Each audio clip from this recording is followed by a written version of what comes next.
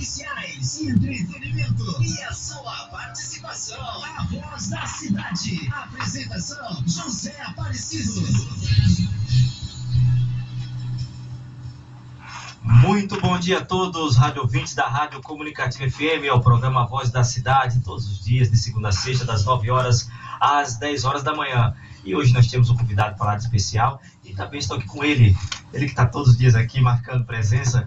Bom dia, doutor Luiz Simões, bom dia. Bom dia, Zé. Tudo bem? Tudo bom. É o doutor Luiz Simões, é sexta-feira, hein, doutor? Graças a Deus. Oh, graças a Deus, chegando sexta-feira, que bênção de Deus. Estamos aqui pela 91.1, a Rádio de Hortolândia, e você liga 3845-5286, 3845-5286 e participe e também formalize sua pergunta para o nosso convidado, no qual quero desejar um bom dia e dar as saudações e dizer a alegria de receber você, amigo. Ele que foi candidato pela segunda vez, né? Só que não pôde concorrer às eleições municipais de Hortolândia. Ele também é professor sociológico, é uma pessoa realmente que busca sempre estar atualizado com as informações relevantes da nossa cidade e é uma pessoa digna como cidadão hortolandense que é.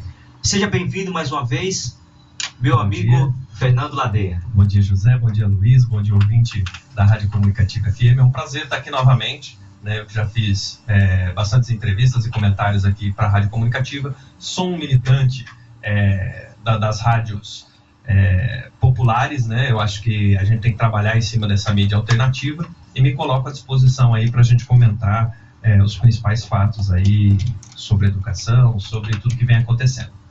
Muito bem, Fernando, já é uma alegria te receber aqui do Estúdio da Comunicativa FM.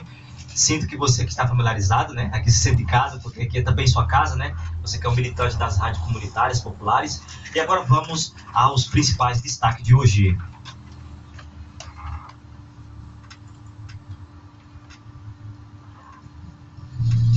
Você ouve hoje uma Voz da Cidade.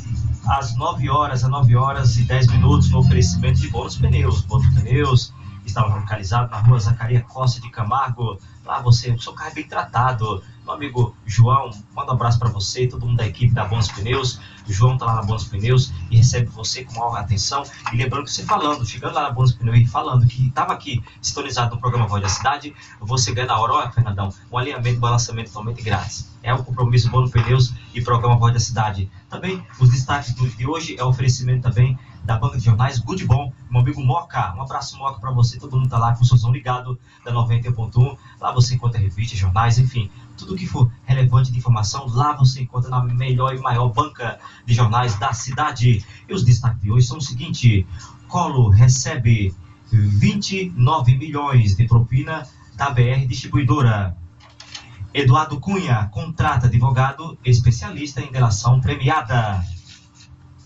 Prostituta esfaqueada por clientes em um programa. E nesse final de semana, a Rádio Comunicativa FM vai transmitir o maior clássico da região da cidade, Moleques Travessos e Canarinho Futebol Clube, a partir das 15h30. Tudo isso e muito mais a partir de agora no programa A Voz da Cidade. E você sintonizado na Comunicativa FM às 11 horas e 11 minutos. Vamos sequenciar o programa Voz da Cidade com o primeiro destaque de hoje. A Voz da Cidade. Notícias policiais. E eu informo, repito, às 9 horas e 11 minutos. O motorista de 32 anos foi preso em flagrante na manhã de ontem, acusado de estrupar 3 jovens em Hortolândia. Os crimes aconteceram entre junho e outubro e todos levaram à aplicação de substância. Segundo o relato das vítimas, o acusado foi encaminhado para a cadeia pública de Sumaré, onde aguarda transferência para a penitenciária de Sorocaba. Ele aguarda a transferência para a penitenciária de Sorocaba. O caso foi descoberto quando 3 vítimas compareceram à delegacia de Hortolândia para registrar ocorrência na quarta-feira última, dia 19. O primeiro caso aconteceu em junho desse ano com a enteada do cidadão, do motorista. Segundo a Polícia Civil, antes de levar as meninas de 13 anos à escola, ofereceu o suco de alguma substância sonífera. Quando o produto fez efeito, levou a menina ao banheiro, onde lhe deu um banho e tocou seu corpo. Quando a menina acordou, ela estava deitada em sua cama, mas não lembrava do que havia acontecido, achando que havia tido um enjoo. De acordo com o setor de investigação da Polícia Civil de Hortolândia, o caso não foi registrado pela família na época. A segunda vítima foi uma jovem de 18 anos. Olha, gente, a mesma participava da igreja, era suspeita. Lamentável, Fernando. E ele marcou um jantar na casa dela com todos os colegas da igreja. E, por fim, ele dispensou todas as outras pessoas para ficar com a vítima só. Gente. E o interessante é que essa vítima, ela usava de artimanhas, Fernando, para... Primeira situação aqui, ele usou de somnífero com a jovem de 13 anos, e quando ela acordou, ela estava deitada, achou que tinha tido o jogo. A segunda vítima, da igreja, ele marcou em um jantar, um encontro, e em seguida cometeu o ato do estupro. E, lamentavelmente, a situação é essa do nosso país, né? A impunidade reina, né, Fernando? Não é só a impunidade, né? Nós vemos aí também a questão da cultura do estupro. Isso. Né? Algumas pesquisas apontando a defesa do estuprador e a culpabilização da vítima, né? Das mulheres que se vestem com roupas curtas. Boa parte da população acredita que essas mulheres são responsáveis pelo seu abuso, né? E isso fortalece esse tipo de atitude de quem é realmente estuprador. Eles usam essa desculpa da roupa para justificar o estupro, mas não tem justificativa, né, Fernando? Não é necessariamente o que a pessoa está vestindo que induz a atitude do estuprador. Estuprador é estuprador e nunca é culpa da vítima. Exatamente. Geralmente eu acho de uma forma covarde, e eu concordo com você plenamente. Nunca é culpa da vítima, porque é uma situação que não tem justificativa.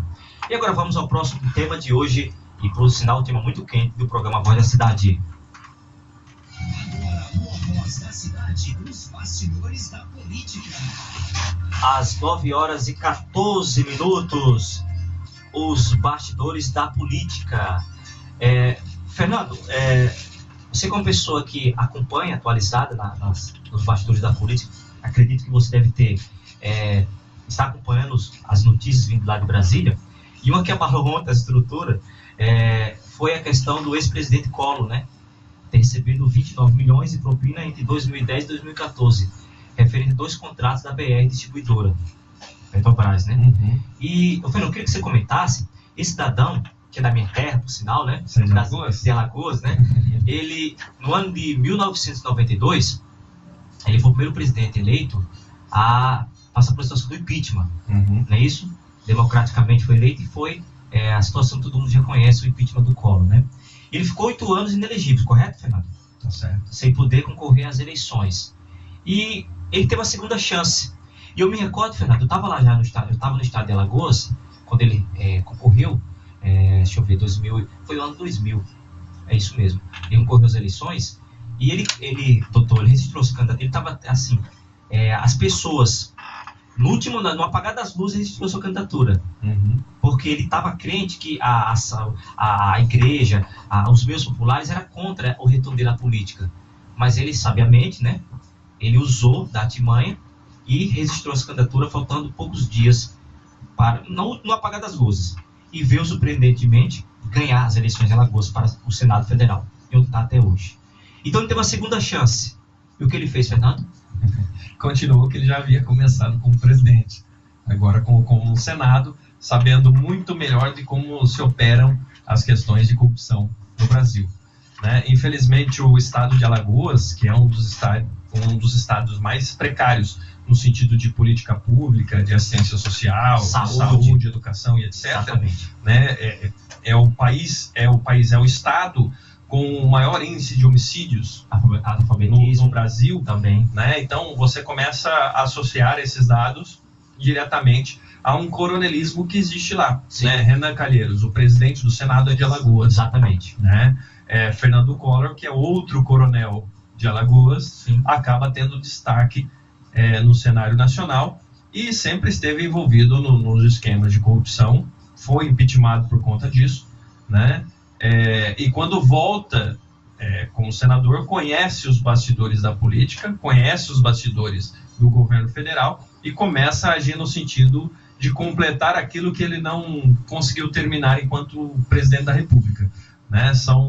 Eu estava assistindo agora o Jornal pela Manhã e e o que aparece lá é que mais de 200 milhões, né, foram desviados diretamente pelo grupo de Collor, né? Isso aparece como dado da Operação Lava Jato, o levantamento que foi feito das suas operações junto à BR Petrobras, né, que é um dos grandes operadores aí do esquema de desvio de verbas, e com prova, né, com delações, com apontamentos, e infelizmente a justiça do nosso Brasil, ela acaba punindo aqueles que não têm necessariamente uma prova, sim, né, mas por convicção, e aqueles que aparecem em prova não são tratados como se deve.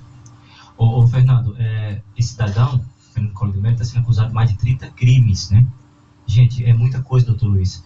E lá no estado de Alagoas, a lei de coronelismo, você colocou aí bem, pra você ter uma ideia, os dois senadores, Renan Calheiro e Fernando Collor, né, representam o estado. E o governador, atualmente do estado, é o Renan Filho do Renan Calheiro. Então, assim, é lamentável o índice de analfabetismo em Alagoas, a precariedade da saúde pública, enfim, a violência que reina, o maior índice de violência é no Maceió e Arapiraca. Então, lamentavelmente, a gente não ouve notícias boas do meu estado, né?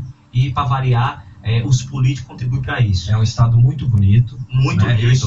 Eu viajei para Alagoas, estive em Maragogi. Nossa, uma das praias mais lindas do Brasil. Né? Um povo super receptivo, educado, pessoas simples, acolhedoras. Eu tenho orgulho do meu estado, Fernando. Sim, eu tenho orgulho do meu estado. Só que, lamentavelmente, diante dessas denúncias, dessas coisas essas sujeiras que tem a ver com a política, acaba manchando nosso estado. Infelizmente, é um lugar onde, assim, as políticas públicas não chegaram. Exatamente. Né? E não chegarão no curto prazo, devido às escolhas políticas que o povo tem feito. Exatamente. Então a gente já tocamos muito no assunto. Agora vamos falar num próximo tema. Um tema que lá os bastidores da política em Brasília todo mundo está apreensivo, está pegando fogo. Após a prisão de Eduardo Cunha, olha só, eu não posso, uma coisa eu tenho que reconhecer, doutor Luiz e Fernando Ladeira. O Eduardo Cunha é muito inteligente. Ele é muito inteligente. Olha só, tudo bem. Eu costumo dizer que ninguém é presidente de Câmara, né?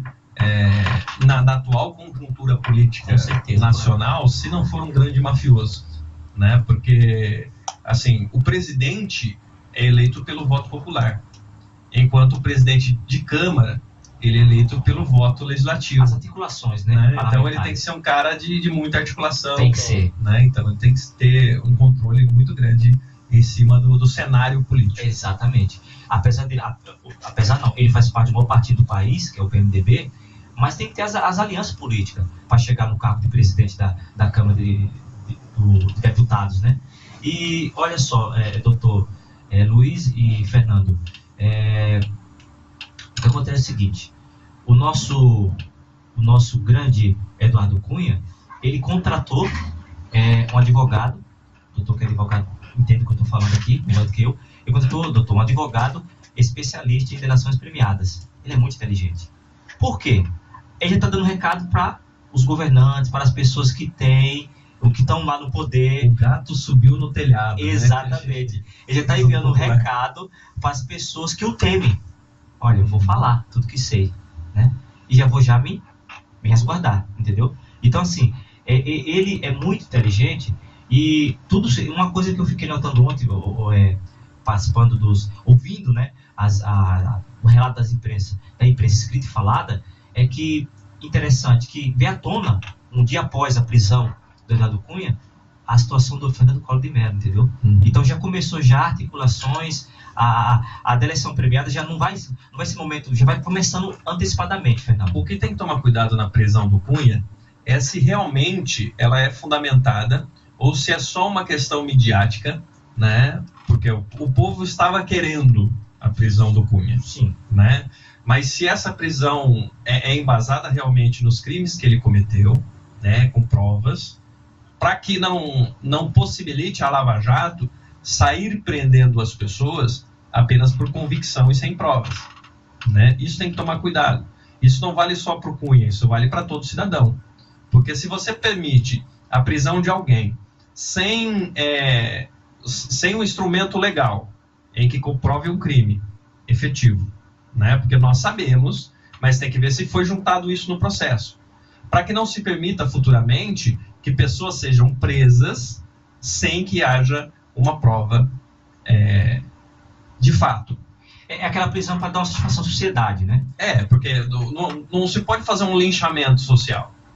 Tem que fazer uma condenação. Sim. E para ter condenação, você tem que ter o crime e a prova do crime. Às vezes se faz a prisão sem a prova do crime para poder aliviar depois o processo. Para soltar a pessoa para justificar uma prisão para frente. Fernando, eu não sei se a minha convicção... Eu tenho uma ideia relacionada à prisão do Cunha. Não sei se eu estou correto no meu raciocínio ou não.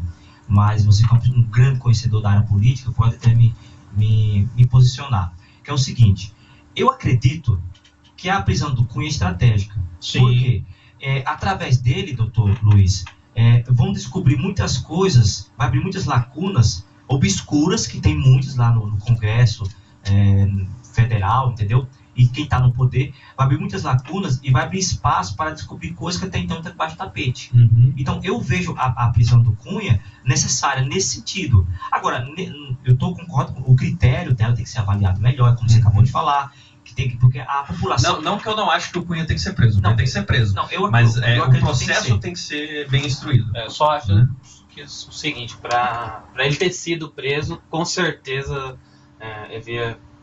que tem, o que acontece o dentro fundamento da Operação Lava Jato é que tem muita coisa sendo jogada para a mídia, né? Pouco sendo instruído no processo e muita coisa sendo jogada para a mídia. A população quer a fogueira santa pro Cunha, né? Então faz-se essa prisão, não se instrui do modo que tem que ser feito, para que depois ele próprio, inclusive, saia como vítima do processo.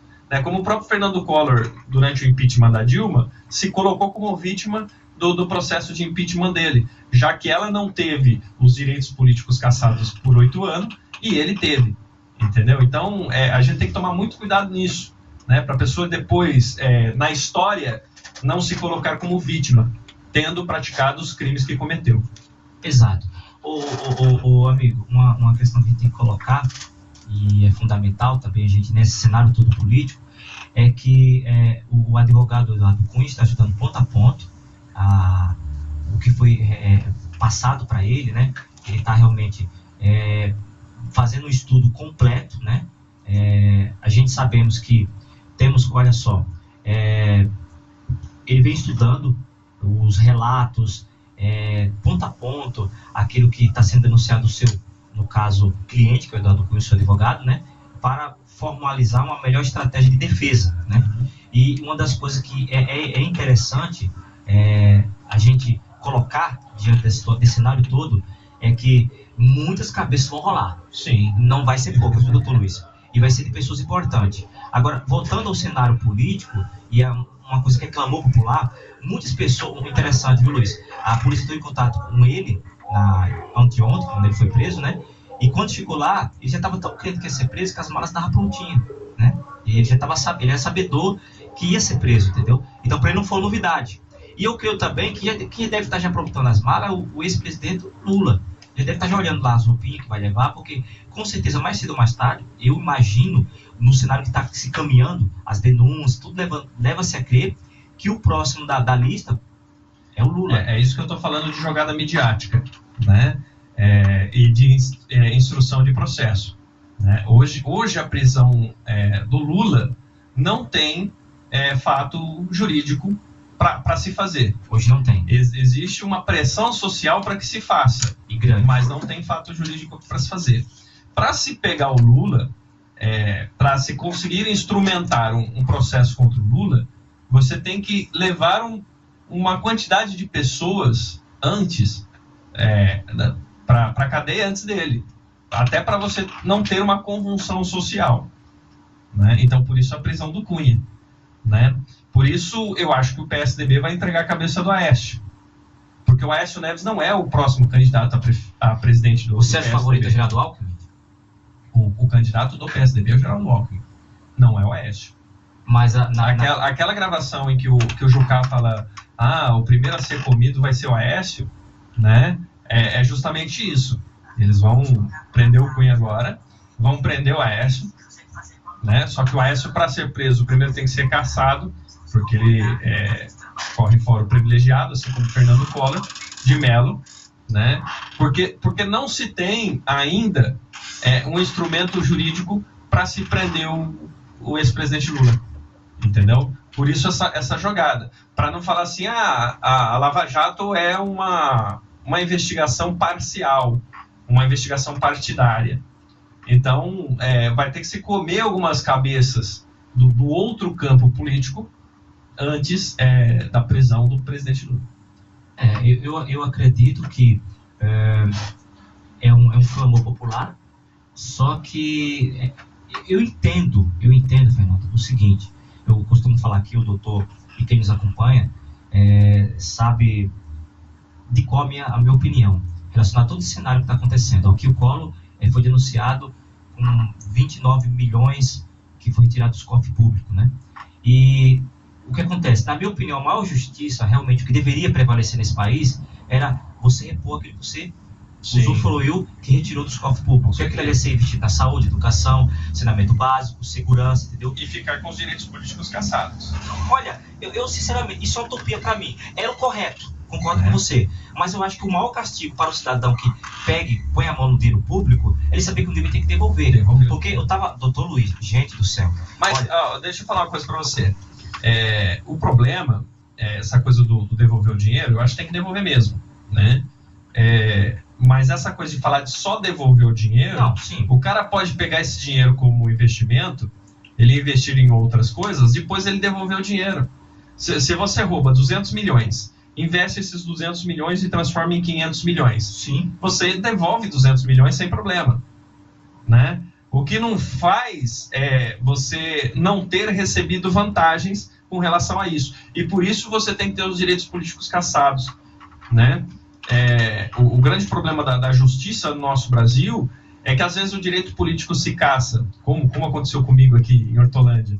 Né? Daqui a pouco a gente vai entrar nesse assunto daqui a pouco. Né? Enquanto você tem uma coisa simples, burocrática, que te caça o direito político, enquanto quem tem condenação de fato não tem os direitos políticos cassados. Né? Então são brechas na lei que são encontradas para justificar, e a pessoa ainda sai falando que é ficha limpa. Sim. Professor, eu concordo com você, mas eu entendo que diante desse cenário que você colocou muito bem, que às vezes um crime considerado, digamos, não tão crime, não uma violação, digamos, uma infração não tão grande, né? Por qualquer coisa, a pessoa caçada, que for o seu caso, vamos falar daqui a pouco, com mais propriedade. E às vezes, doutor Luiz, uma situação grande, o cara sai de um roubo declarado grande, de milhões, o cara considerado ficha limpa e continua concorrendo. Em alguns casos, mas é poucos casos, doutor. E sai como vítima do processo. Muitas das vezes a gente nem sabe se aquele valor roubado foi aquilo mesmo. Só aquilo mesmo. Aquilo é o que encontra, aquilo é o que apareceu. Aquilo que encontrou, que roubou mesmo, às vezes está muito além. O roubo é muito maior. Exatamente. Mas só que, infelizmente, para a nossa tristeza nacional, geralmente isso não acontece. Poucos relatos que você roubou e você devolveu. E que, eu repito o que você acabou de falar, acima e embaixo, o correto não seria somente só isso, seria muito simples, né? Seria também, realmente, a pessoa fazer o que deve se fazer, gente, que é devolver completamente, não só o dinheiro, como também perder esse direito político, que no caso foi perdido, mas nós sabemos... Tem que ter uma análise da evolução patrimonial do cidadão e ver o quanto o patrimônio dele cresceu nesse período, né? Então, depois, daí você pega essa diferença de evolução patrimonial. Bom, você ganhava quanto? 20 mil reais? Sim. O que cresceu além dos 20 mil reais nesse período? Né? E devolve para o cofre público. Então, assim, eu acredito que, na realidade, é um fato que é recorrente no nosso país. Infelizmente, o setor político, a credibilidade está muito baixa, né? Isso foi refletido agora na sociedade, na questão tem um grande índice de votos brancos e nulos, que é para falar sobre isso daí. E abstenções. Abstenções também. Mas agora vamos ao próximo quadro do programa de hoje, Daqui a pouco voltamos a falar e focar a política mais no cenário aqui local. Vamos ao próximo quadro de hoje do programa Voz da Cidade. A Voz da Cidade Esporte. A Voz da Cidade Esporte. Gente, hoje eu não vou, infelizmente, não vai ser possível passar o boletim do meu amigo Diego Romano. Diego Romano, um abraço. Obrigado pela colaboração, Deus abençoe. Ele que é parceiro do Fernando Diego Romano aqui, parceiraço do nosso programa. Sempre participando com grande categoria. Hoje não há possibilidade, viu, Diego Romano? Muito obrigado. A gente vai aqui aproveitar mais um pouco de tempo com o nosso convidado. Mas agradeço de coração você ter enviado o áudio, tá, gente? Mas vou deixar aqui, também faz parte do noticiário do Diego Romano, que a equipe da Comunicativa FM transmite nesse próximo domingo, a partir das 15h30, o grande clássico da região, do Campeonato Amador da nossa cidade. Moleque Travesso e Canarinho Futebol Clube. A nação do Eclético, Antônio Wilson. Reportagem do Cassiano Silva e Elson Mariano. E comando técnico dele, Fabrício Fernandes. No próximo domingo, o grande clássico da nossa cidade passa por aqui, pela Rádio Comunicativa FM. Fiquem todos ligados a partir das 15h30 aqui, ao vivaço, esse grande clássico.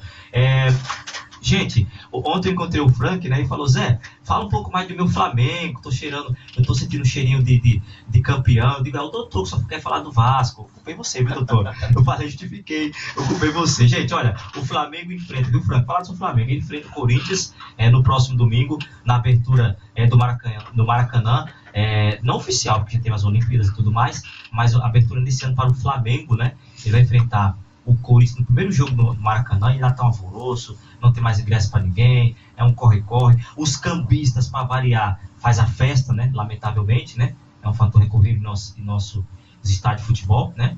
E diz que tem ingresso lá, R$3.000, gente, que absurdo, gente. Em área popular, 3 mil, lamentavelmente. Isso um dia eu espero que acabe. Então, Flamengo e Corinthians, vou destacar aqui 2 jogos interessantes, que tá a ver com a cabeça. E Palmeiras e Sport. O Palmeiras enfrenta na sua casa e o Flamengo em casa. É o seguinte, gente, se o Flamengo perder e o Palmeiras ganhar, para mim o campeonato acabou domingo. Minha humilde opinião. Claro, tem mais 6 rodadas, mas, Fernando e Dr. Luiz, 4 pontos e o Flamengo só vai pegar pedeira, né? Times que estão na zona de rebaixamento, times que querem chegar lá, e o Palmeiras, digamos, tem um caminho mais, futebol tudo pode acontecer, mais facilitado, vai pegar times na zona mediana. Então, não sei se o Fernando tem alguma referência, Fernando? Eu sou São Paulino, sou tricolor. Fernando, nós temos algo em comum, porque nós estamos sofrendo bastante, viu? Vai pegar a Ponte Preta, viu, Fernando? Pois é, mas eu não sou muito futebol, eu gosto no videogame. Eu gosto do vai sendo básico com isso ali. Eu não assisto partidas, eu não acompanho, até porque São Paulino, como a gente já tá com um monte de troféu na frente, a gente não precisa nem acompanhar o campeonato. Daqui os 15 próximos 15 anos, ninguém passa a gente não. Então tem que esperar o povo ganhar alguns mundiais, Libertadores e tal, para depois a gente começar a disputar de novo. Então nem disputo, nem assisto o jogo. Tem um time aí que ganhou o torneio de verão, falou que foi mundial. Se eu quiser comentar de futebol, eu não vai ser imparcial. Não sou a pessoa mais apropriada para isso. Né? Muito bem. Falamos de esporte no oferecimento de Bônus Pneus, gente. Bônus Pneus, localizado na Rosa Carecote Camargo. Lá o seu carro bem tratado. Um abraço meu amigo João da Bônus Pneus, falando que eu vi o programa Voz da Cidade. O João te dá um desconto, alinhamento e balançamento totalmente grátis. Um abraço, João, e todo mundo aí da Bônus Pneus. Lá o seu carro é bem tratado. Também a minha amiga Laura Decorações, um abraço para você, sempre sintonizado, também nos apoiando. Também Tomazini Carnes, gente, Tomazini Carnes, a excelência das carnes. Tomazini Carnes, gente, lá localizada em Santa Clara, gente, realmente qualidade e preço baixo. Obrigado, Fernando, professor Fernando. O telefone é 3887-3244. Higiene é o princípio da qualidade. E também da nossa amiga Laura Decorações, o telefone é 984-8711. Laura Decorações, você vai deixar sua festa mais bonita com a nossa amiga Laura Decorações. É isso aí, obrigado, gente, pelo apoio. E agora vamos continuar o nosso momento agora aqui com o nosso convidado de hoje. A Voz da Cidade, entrevista do dia. Às 9h37. E hoje nós recebemos aqui nos estúdios da Rádio Comunicativa FM o professor também ex-candidato, né? Foi candidato, pôde concorrer à primeira eleição. Professor Fernando Ladeira, no ano de 2012, você concorreu às eleições no Executivo e ficou em terceiro colocado, com 7,66% da intenção de votos, que significa 3.311... 7.311 votos. Desculpa, perdão, 7.000, eu coloquei aqui, 7.311 votos. Diminuiu a votação, professor? Que é isso? Não pode. 4.000 votos a menos? Nenhum voto a menos. Não, por favor. 7.311 votos. Agora sim, correto. Professor, e no ano de 2016, você não houve possibilidade de você concorrer às eleições. A que você deve essa situação de você não ter realmente podido concorrer às eleições pelo PSOL? Então, o que aconteceu foi o seguinte, eu registrei minha candidatura, né? Na eleição passada, em 2012, eu tomei uma multa eleitoral, né, que eu já discordava dessa multa na época, porque eu compartilhei nas redes sociais uma notícia do Todo Dia da escolha do meu partido, né, que teve uma disputa, tinha um outro candidato do meu partido, a gente fez uma disputa e o meu partido escolheu o meu nome para ser candidato a prefeito em 2012. E eu compartilhei na internet essa notícia, houve uma denúncia, e a juíza entendeu que aquela notícia compartilhada configurava campanha antecipada. Sim. Pela internet, né? Então me atribuiu uma multa no valor de R$5.000. Essa multa criou juros, né? Multa sobre multa, virou R$7.500. Eu tinha feito o parcelamento, estava pagando essa multa, cheguei a pagar R$2.000 dessa multa, só que bem próximo da eleição eu tive alguns problemas pessoais que eu tive que atrasar essa multa. Sim. Né? Como essa multa, esse valor, esse quantitativo, já estava junto à Receita Federal, né? A gente acreditou que assim, o fato desse atraso não interferia no registro da candidatura, né? A juíza entendeu diferente, o Ministério Público entendeu diferente. Como na hora do registro não saiu a minha certidão de quitação eleitoral, a juíza entendeu que naquele momento eu estava com os meus direitos políticos cassados, né?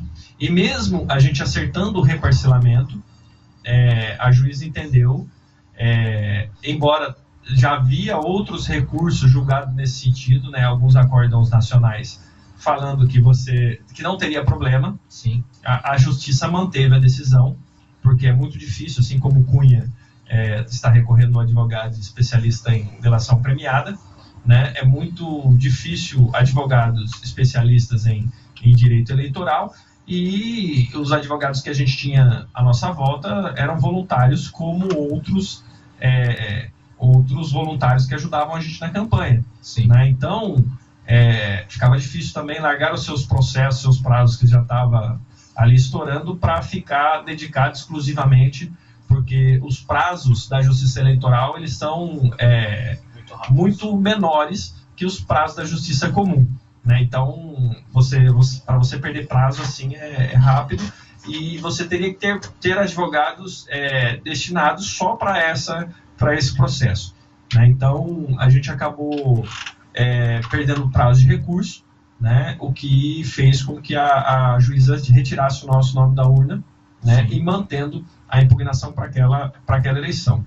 Né? Eu já acertei o parcelamento, meu nome já está limpo de novo, né? Junto à Justiça Eleitoral. Né? Já estava durante o processo eleitoral, apenas a juíza entendeu que no momento do registro eu estava com os meus direitos políticos cassados. Foi isso que aconteceu. Né? As pessoas que entenderam isso e não se viram indicadas nos outros candidatos, muitos deles anularam com a gente votou 50, votou nulo, né? As pessoas que estavam instruídas. Eu instruí isso em vídeos, né, na internet, com mais de 5.000 visualizações, que era o pessoal que me acompanhava. Algumas pessoas fizeram não foram, né? Nós tivemos, entre abstenção, votos brancos e nulos na cidade, nós tivemos mais de 44 mil votos. Isso é maior que o segundo e o terceiro colocado. Correto. Eu tenho um vídeo também, uma semana antes da eleição, falando dessa possibilidade da anulação. e falando que se o Perugini tivesse mais da metade dos votos e ele fosse cassado, teria uma nova eleição. E eu poderia concorrer porque eu já estou com o meu nome habilitado novamente para concorrer às eleições, né, caso haja uma nova eleição intempestiva por conta da anulação. Porque não se anula voto, não se anula uma eleição com pessoas anulando o voto, mas se anula uma eleição quando um candidato tem mais de 50% dos votos e tem os seus votos anulados pela Justiça Eleitoral. Então daí você tem que ter um novo pleito, uma nova eleição, se essa anulação ocorrer antes da posse do candidato eleito. Muito bem, então seria a segunda oportunidade que você pleitear as eleições, e a pergunta que muitas pessoas estão nos ouvindo, quer também ouvir de você, o que te levou, o que te leva a querer ser prefeito de Hortolândia? Qual dos seus focos e objetivos para a nossa cidade? Então, naquele momento, assim, eu cresci junto da política em Hortolândia, né? Minha mãe foi a primeira mulher no processo de emancipação de Hortolândia, né, da comissão. Inclusive, eu achei uma foto, está no meu blog aí, fernandoladeia.com, de 1988, eu criança ainda, numa foto da fundação do PSD em Sumaré, né, que era Hortolândia Sumaré. Eu achei uma foto que tá minha mãe, o meu avô, o candidato a vice naquele momento, que também era de Hortolândia, fez parte da primeira comissão de emancipação, não a registrada, mas aquela que motivou. E daquela chapa saiu a ideia de emancipação de Hortolândia, né? O candidato a prefeito, então, o Manelão, Manuel Rosa dos Reis, que era dentista em Sumaré, ele falou, olha, agora em 88 surgiu a possibilidade constitucional de se montar novos municípios. Por que vocês não constroem? E nisso Dias, que era candidato a vereador naquela chapa, né, meio que encabeçou o processo, deu a tapa assim na frente de todo mundo e começou a comprar essa briga para a emancipação de Hortolândia. Então isso me trouxe para a política, né? Você pega uma criança com 5 anos de idade na época e coloca para fazer abaixo-assinado, para fazer comício, para conversar com as pessoas, fazer reunião. Então eu comecei a gostar daquilo, né? E vi que eu tinha uma grande possibilidade de fazer a política como vocação, né? Infelizmente, a maioria das pessoas que hoje assumem postos políticos não estão vocacionadas a isso, né? Não estão vocacionadas, não estão preparadas, não se preparam pessoalmente, não se preparam educacionalmente, porque eu acho que tem que ter uma formação, né? Para você dirigir, você tem que saber o que está acontecendo, né? Então eu me preparei nesse processo, né? Embora tenha assistido 2 Fernandos extremamente precários, né? Fernando Collor e Fernando Henrique Cardoso. Certa vez, conversando numa convenção do PSDB, que o pessoal dessa comissão foi para o PSDB para viabilizar a lei, porque na época o deputado Vanderlei Macris viabilizou essa lei, e eu conheci o então senador candidato a presidente da República, senador Mário Covas, né? E ele perguntou meu nome e falou, pô, qual que é o seu nome, menino? Eu falei, meu nome é Fernando. Fernando. Ele falou, esse é o nome do presidente da República. E vieram vários Fernandos depois. Eu acho que não está saindo o áudio do seu microfone aí. Muito bem. Então ele falou isso, e daí eu fiquei com aquilo na cabeça, pô. Uma criança com 5, 6 anos de idade, você fala, pô, você tem nome do presidente da República, né? E você começa a pensar o que você vai fazer da sua vida. Não que uma criança de 5 anos tenha condição de decidir alguma coisa, mas você já começa a trabalhar essa possibilidade. Depois, na época de escola, eu fui presidente de Grêmio, né, sempre militando e tal, e estive em todos os processos políticos em Hortolândia desde a sua fundação, né? Participei de todas as campanhas, desde a campanha do Dias a prefeito, né? E estive em todas as campanhas. Fernando, o importante é que você é uma pessoa, um militante do PSOL, né? E você também é um sociólogo, né? e professor. Atualmente está exercendo a área de professor, está aqui no nosso município, Campinas. A área de professor está exercendo em que onde eu município? estou trabalhando? Sim, Eu trabalho em Campinas hoje, em no Campinas. colégio particular. Eu dei aula há 5 anos no estado, nas escolas estaduais aqui de Hortolândia, Sim. né? E atualmente eu estou no colégio particular. Eu dou aula de atualidade, sociologia, filosofia e ética, né, para o ensino fundamental. Exato. É interessante, eu tenho alguns dados aqui que eu busquei na nossa Secretaria de Educação do nosso município, queria que você comentasse sobre esses dados. O ensino fundamental, anos iniciais, temos 36 escolas, ensino fundamentais, anos finais, 24 escolas. Educação de jovens e adulto e supletivo, temos 6 escolas do ensino médio supletivo, e ensino fundamental supletivo, 7 escolas.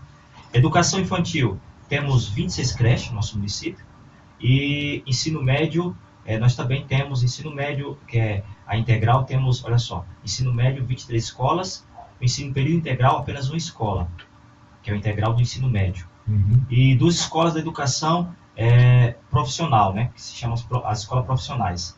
Aí tem aqui o Instituto Federal, né? Diante desse cenário, voltado para a nossa educação, que é a hora que você faz parte, em que fundamentos a gente precisamos melhorar na área de educação do nosso município? Um problema do município é o Bolsa Creche. Isso Sim. daí a gente apontou durante a campanha eleitoral, que é uma coisa que tem que ser alterada no nosso município. Nós precisamos de construir creches públicas Não pagar privado. e não ficar transferindo o dinheiro, porque esse tipo de programa tem que ser programa emergencial, né? Enquanto você tem uma cidade precária que não consegue construir creches, você faz um programa de bolsas para acolher rapidamente essa demanda na sociedade. Mas o que acontece em Hortolândia é que foi cristalizado um programa de repasse de dinheiro para creches particulares, e essas creches nem sempre recebem, estão preparadas efetivamente para receber essa demanda. Nós tivemos casos na cidade de óbito de crianças que estavam dentro dessas creches particulares. Sim. Né? Então, Lamentável. infelizmente, não foi investido nesse período, né? Como análise, durante o governo Perugini, não foi construída uma creche na cidade. Agora, no governo Meira, em 4 anos, foram construídas 2 creches. né? 2 creches. Então, é uma coisa que tem que ser feito aí, o próprio prefeito eleito, caso ele seja o prefeito, ele tem que pensar seriamente na construção de creches na cidade. Também aqui eu queria que você falasse dentro desse dados aqui, que foi divulgado pelo G1, da Globo.com, diretamente do MEC, né? A fonte foi o MEC. Das 100 escolas com maiores notas no ensino médio do Enem 2015, 97 são particulares. Uhum. Na sua opinião, Fernando, é o fracasso do ensino público? Isso. Então, há um desmonte proposital do ensino público. Quando você tem políticos direcionados para a defesa dessas áreas, e esses políticos não são voltados para pensar a coisa pública, mas sim voltar à questão privada, né? Quando nós vemos um movimento da atual presidência da República em cortar verbas da educação, né? Ela está jogando no colo das entidades privadas. Hoje eu sou um professor de entidade privada, mas eu sou um defensor da escola pública. Sim. Né? A escola privada tem que ir além Olha, do que o que público oferece. na parte de anúncio da Há muito rádio, pouco não tempo teria atrás, Teria que mandar essa quem ia proposta para o ensino por particular e-mail, é aquele que não e-mail, conseguia do âncora do desenvolver-se programa que tá no na ar escola agora, pública. E, eu peço E pra hoje encaminhar isso se pros diretores inverteu. da rádio. Né? As pessoas que não conseguem sucesso na escola particular vão parar na escola pública. Isso quando tem condição de pagar uma escola particular. Né? Porque nós vemos também o crescimento de escolas particulares que não dão conta dessa a gente tem um departamento de desse marketing, problema. mas a pessoa não sabe. Outro fato também que não foi calculado são os institutos federais. Os institutos federais que têm ensino médio e que foram bem no ranqueamento do Enem e não foram calculados, não entrou nesses dados. Por quê? Exatamente para criar uma sensação na população que a escola particular é uma escola melhor. Sim, né? tudo junto. E que, na verdade, @gmail.com. nós temos escolas públicas extremamente José conceituadas, institutos federais extremamente sérios, Isso. sim. que Aí fazem ele passa pros diretores e pro pessoal do que marketing, atingem um eles, ranqueamento muito bom. Com certeza. autorizam Fernando, um tá anúncio. sintonizado com a Sim, gente, com a Rosângela, lá do Parque São Gabriel, também a Ana Temos, e a Jéssica, que agora mesmo a gente lá tá no ar. do bairro Carmen Cristina, Então, o agora a Moca gente lá na tá com uma banca entrevista aqui, Good Banca, lá do Good Bom, do Mercado Good Bom. ao vivo. Muito Se obrigado você a quiser todos. marcar um Também o horário Lima lá do também, Santa não Clara. tem problema. E assim, estão parabenizando a sua conduta e participação no programa.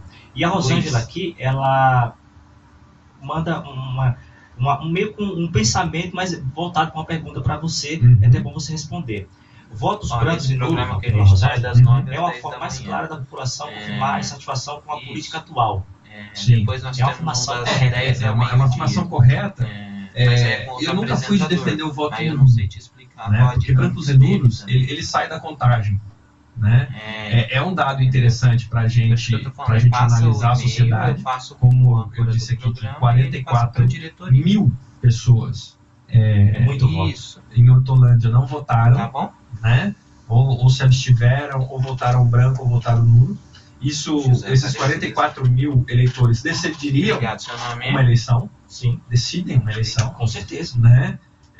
Eu não sou a favor da pessoa se ausentar do processo. Amanhã Eu acho que tem não. que participar. Só voltamos Às vezes, na quando a gente não se segunda-feira. sente legitimado pelos candidatos que aí estão, os candidatos da ordem, Legal. nós, Se você quiser vir, o único a gente recurso que nós recolhe com temos, maior prazer. né, até para você não pagar a multazinha eleitoral lá de R$5 ou ter seus direitos políticos cassados, é votar nulo, votar em branco, né? Mas simbolicamente, quando você vota em branco, você está deixando Legal. que os outros escolham por você, Exatamente. né? Eu estou dando um cheque em Legal, branco. você passa O voto pra em branco mim, é isso. Né? O esse voto e-mail nulo a gente nenhum analisa desses aqui, candidatos ou me você representa. liga, se você quiser vir no Né? É uma coisa que, falar um pouco mesmo sobre essa para quem quer associação, você vem anular o seu voto, e a tem que gente ter claramente a fica à diferença. disposição pra Teve gente mostrar, que tá? falou que foi lá, na hora que digitou o meu Segunda número, a não sexta. aparecia, apertou a tecla branca. Né?